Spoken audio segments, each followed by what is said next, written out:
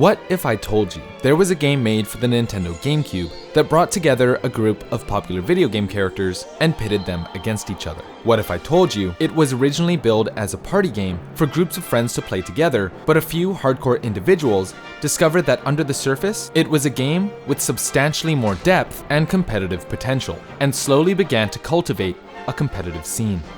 And no, this isn't about Smash Melee. Today, we're going to be looking at the Animal Friends version of Mario Kart. This is Sonic Riders. Sonic Riders released in 2006 for the GameCube, PlayStation 2, and Xbox. The game was essentially presented as a competitor to Mario Kart, but with Sonic characters. Instead of racing karts, Sonic and his pals race on hoverboards, skates, and bikes, known in the game as Extreme Gear.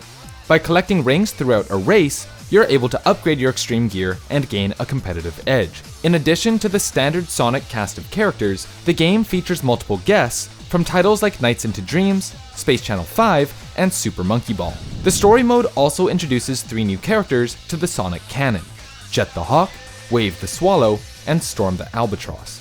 While on its surface, Sonic Riders reads very much as if an edgy teenager made a Mario Kart clone, the game quickly departs from its Nintendo peer with the introduction of the air resource. Serving as fuel, all actions in Sonic Riders cost a portion of your air tank, adding a resource management component to every race. Well, at first when you play the game, and this is probably why the game didn't take off, because it was marketed as sort of an alternative or competition to Mario Kart, the game fights you. As you're playing the game, not only do you have to keep track of another racer who's, also tearing up the track just as well as you can, but at the same time, you have to sort of real-time strategy, minigame, air management resource. Very, very stressful for a lot of casual players who just wanted to get into sort of like a kart racer that features Sonic characters, which is probably why the game didn't take off, because it had this pretty monumental skill floor. Sonic Riders sold nearly 1 million copies in 2006, but generally received average to low reviews.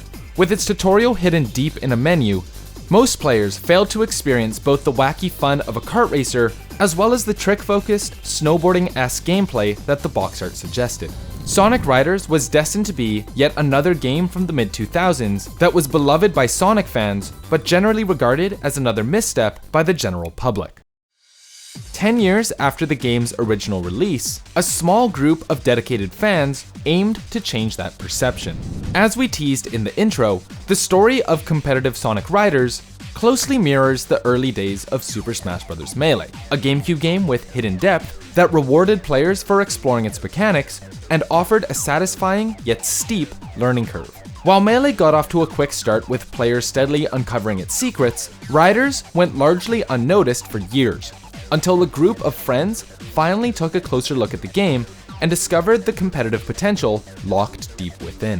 While the Melee community spent a generation slowly refining its rule sets and working desperately to create a competitive environment, the Sonic Riders community chose to simply get under the hood of the game and brute force it into an esport.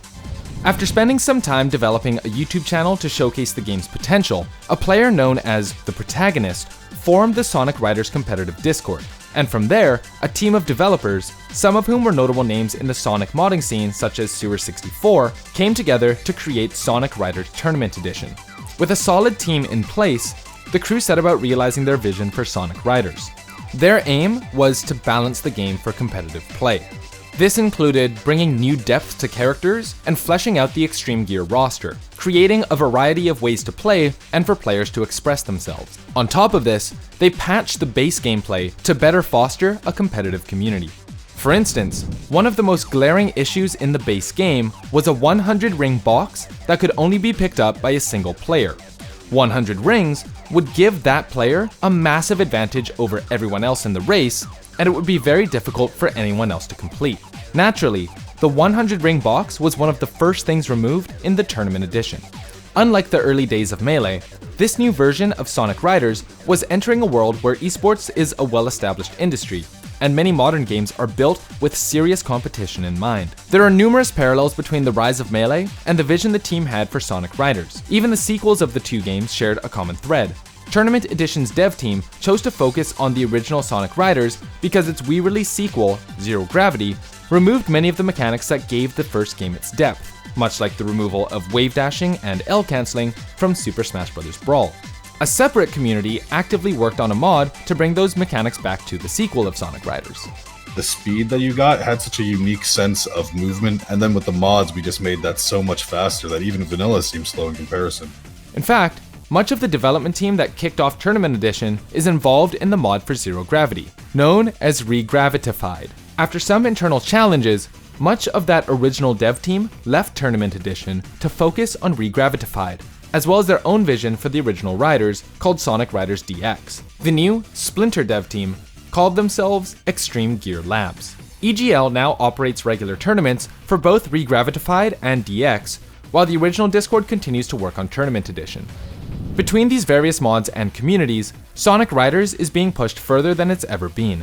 Like the Smash scene, there are now active scenes for multiple iterations of the franchise, each offering a different level of competitive skill expression and tapping into the nostalgia of different generations. It's always exciting to see a group of fans leverage their passion and talent to build upon what the original developers were able to accomplish, and effectively revive a game that should have vanished into history. But this is where the stories of Melee and Sonic Riders diverge significantly. While the Smash scene has tried to keep all of its games alive, the most notable instance being the resurrection of Super Smash Bros. Brawl with the mod Project M, Nintendo has squashed any hope of fan-made content being recognized.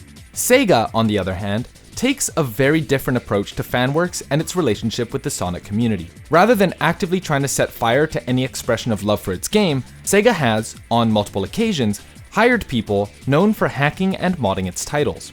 Perhaps the greatest example of this is when two people who are known for creating unauthorized ports and ROM hacking tools were hired on by Sega to create one of their most well-regarded games in a generation.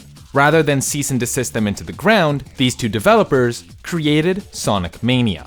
The Sonic scene has also gotten a big boost from the release of the Blue Hedgehog's first feature film in 2020. After the movie came out, Sonic content surged in popularity on YouTube, meaning that content from the Sonic Riders scene made its way to new people who wouldn't have otherwise found it. The Sonic Riders community is hopeful that their scene will continue to grow and prosper without the threat of a scorched earth campaign lurking around every corner. If the scene is able to continue to grow, there's no telling just how far Sonic Riders could go as an esport. It can even be played online, as racing games don't need rollback infrastructure like most fighting games do. Rollback, it wouldn't really work in Riders because when a rollback does happen, it should be not very noticeable. But if that happened in Riders, even if it was only a 1 or 2 frame rollback, you're moving maybe 20 meters in that time frame. Esports would not be what it is today without mods. League of Legends, Counter-Strike, TFT, PUBG. Nearly every major esport can trace its lineage to a mod of a popular game. Without the sword of a litigious rights holder hanging over their heads, who knows what can happen if older games are able to find new footing in the modern esports era. Perhaps we'll see a whole wave of old school multiplayer titles brought back to life by competitive communities. This video is made possible thanks to our wonderful patrons. Massive thank you to everyone on this list, and shout out to Jason B, Brendan QB, David Foxy Iron, Lyra Mauve, Sierra Shampoo, Weeaboo Spartacus, and Yashichi for being platinum supporters. And an extra special shout out to Steven, Noodles, Marco, Andy, and Orioriol for being diamond supporters. We'd also like to extend an extra special shout out to Fool from the Art of Warfare for being our Grandmaster supporter. Your continued support is much appreciated.